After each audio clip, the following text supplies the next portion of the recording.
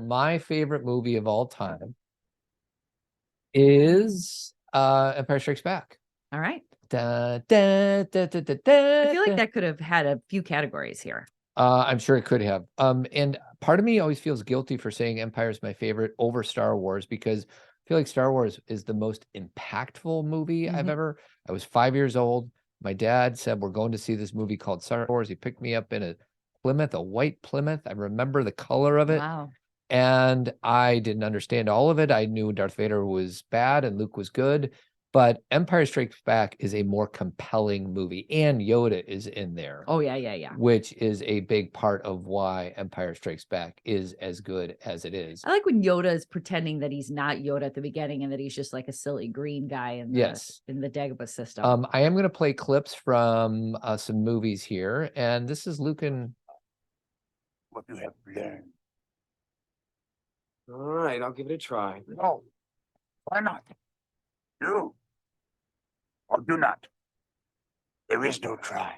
That might be the best line ever from Master Yoda, or in general. And, Yoda, I don't know if he had little Yodas of his own, except because Baby Yoda is different. The Mandalorian, yes. Baby Yoda, and I'm forgetting his name and everyone's going to be mad. Right. But I only watched the first season. I haven't watched the next, but he, Yoda is a parenting teacher in a way, or being human being teacher. Yes, let's just do that. He is just a human being teacher. And, I can't tell you how often I use his quotes. I even in the book I wrote, the amount I talked about unlearning what we have learned, because that's kind of always the goal with parenting is how can you offer your kids things that they don't have to do so much unlearning as they get older. That's a really good way of tying in some parenting philosophy on this podcast. Oh, believe me. Because all I'm trying to do is let go of the baggage I picked up growing up. And that's what Master Yoda is saying is instead of unlearning, let's not pick up the bags. Yeah. And our kids are going to come up with their own bags. Let's not pass our bags down to them.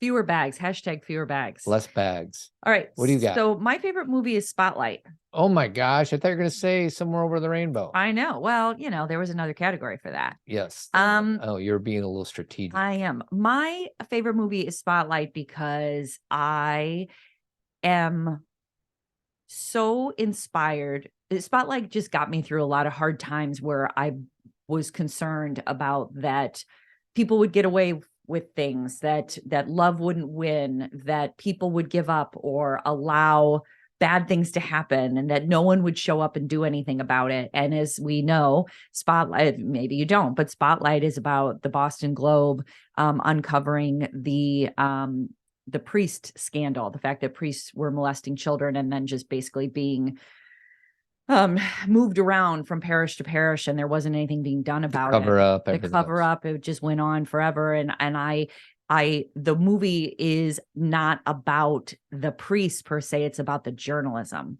And so the fact that, when I don't really talk about, it's not that I'm saying to people all the time, my favorite movie Spotlight. It's just sometimes people are like, oh, isn't that about the, the priest scandal? That's kind of heavy. No, it's not about journalism. It's about journalism, and it's about people willing to do hard work and stand up for what they believe in. There's so many scenes where people like, Michael Keaton's character toward the end, where he's like, oh, this is how it happens. Yeah, this is how it all happens. You're trying to have me roll over. So, it's just, you see how easy it can be to let corruption continue. And I just am very, Todd, how many times have we seen Spotlight? We watched it last night. We watch it all. It's a good night. It's a good movie for us to fall asleep to because it's not a lot of loudness, even though I'm about to play a loud scene. Are you going to do they knew?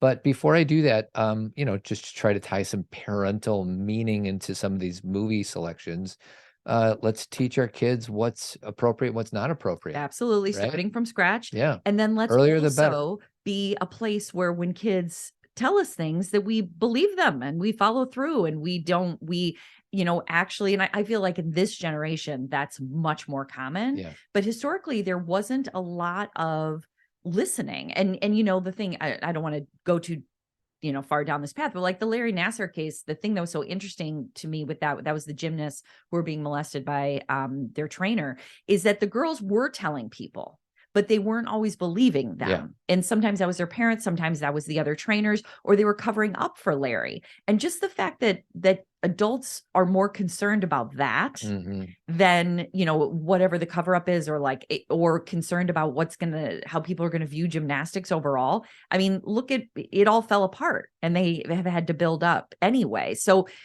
I just find it to be just another reminder of living in our integrity. Oh. Oh, wrong one. They let it happen. 2 kids. Okay? It could have been you. It could have been me. It could have been any of us.